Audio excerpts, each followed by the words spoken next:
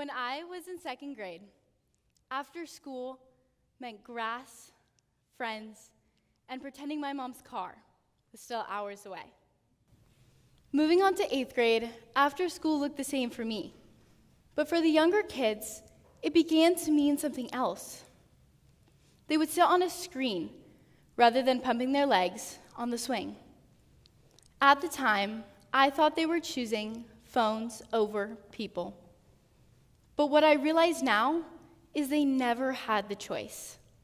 I was given the gift of grass. They were given the gift of a device. The difference? Our parents. The future impact? Extraordinary. Hi, my name is Lillian Raia, and I am here to inspire you to make the choice to raise your kids wild, not wired. I'm a 16-year-old girl. I was born and raised in San Diego, California. I love playing water polo. I love being a Seton Scholar here at Cathedral, and I love cookie dough ice cream. Now, these are some typical statements that many other teenagers can make. Well, here's one I bet most can. I got my first phone at 16 years old, the summer before my sophomore year. In our society right now, that is countercultural. According to a study conducted by Stanford Medicine, the average age for a child to receive their first phone is 11 years old. So you see, children around America were getting their phones before I even had my period. And the difference lies in our parents. My parents have always felt that phones are unnecessary to lead a communicative, successful, faith-filled life. Now, that does not mean we're Amish or we live completely technology-free. All that means is that I was raised in the belief that phones should not be at the center of our lives. That's why I got my first phone at 16. And yes, that was only 278 days ago.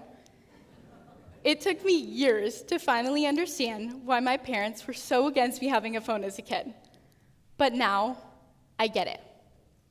And what I've discovered is that many parents inwardly agree with my parents. They just never fully follow through.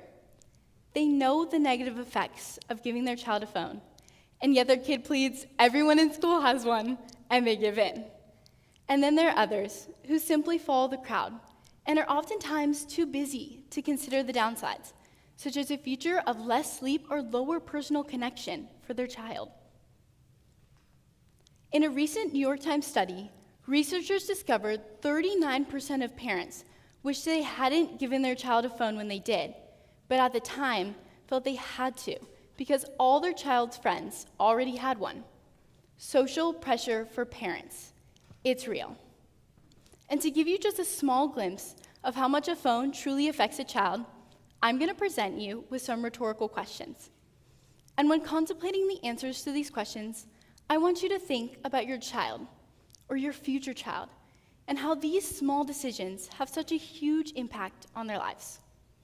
So on the ride home from school, what do you want more?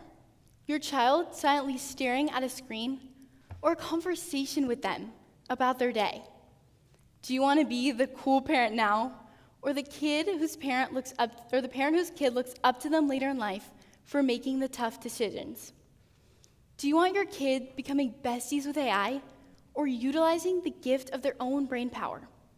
Many different paths. The choices completely up to you. And when reflecting on these choices, remember yourself as a kid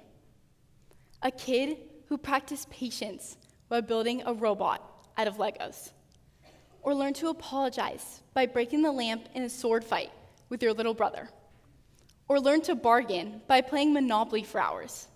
It is through experience that we are given the gifts of these virtues: patience, apologizing, or even bargaining for a buck. What gifts do you want to be giving your kids? No screen can compare to the experiences that your child has in face-to-face interactions. So let your gifts be the virtues learned solely from experience. Experience with struggle, experience with anger, experience with joy. Ralph Waldo Emerson says it best. Life is a succession of lessons which must be lived to be understood. Give your kids a gift and not the one they put in their pocket. I can assure you, life is better experienced than watched. Because in the end, only face-to-face interaction can teach a child to look at their parents and say, "How was your day?" Or to say to their best friend, "You really hurt my feelings." A short text and an emoji, the type of communication advocated by phones, will never build the same personal relationship. Okay, so at this point, I've offered you many reasons of why you should hold off on giving your child a phone. But you may also be wondering, well, what else is there? Well, for those of you whose kids already have a phone, try out a Brick or even the Shift app.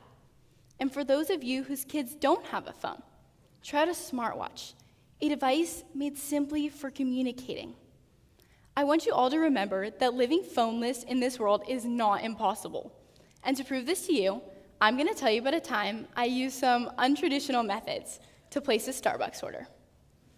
I am a huge fan of Starbucks. And if you have the app, you know the best perk, a free birthday drink.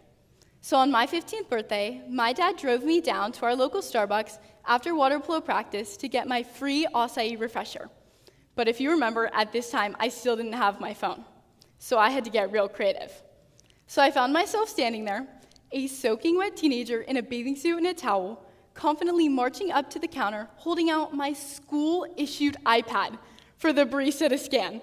The look on her face, absolutely priceless.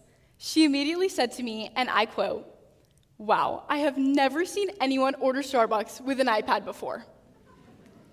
What I learned that day is that a phone does not have to dictate our lives. We have the choice to lean into alternatives like these, to break away from our phones and not let our phones break us. A perfect world could be described as one completely free of the temptations of technology. And yet, is that truly attainable? While we may never fully grasp the stars of that world, we always have the choice to pursue them, because it's in stretching for those stars that the true transformation happens. And by taking this leap of faith, your decision to hold off on giving your child that phone changes their life forever. Because of you, your child will live wild, not wired. Thank you.